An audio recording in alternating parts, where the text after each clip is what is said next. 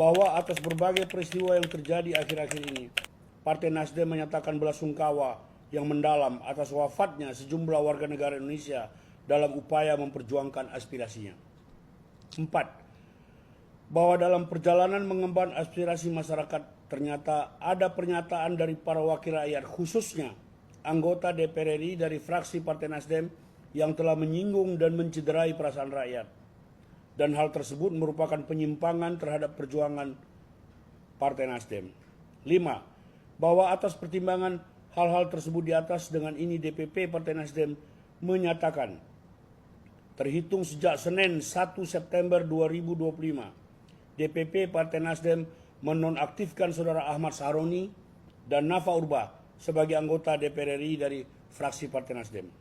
Demikian siaran pers ini diperbuat untuk dipermaklumkan kepada masyarakat, khususnya para anggota Partai Nasdem.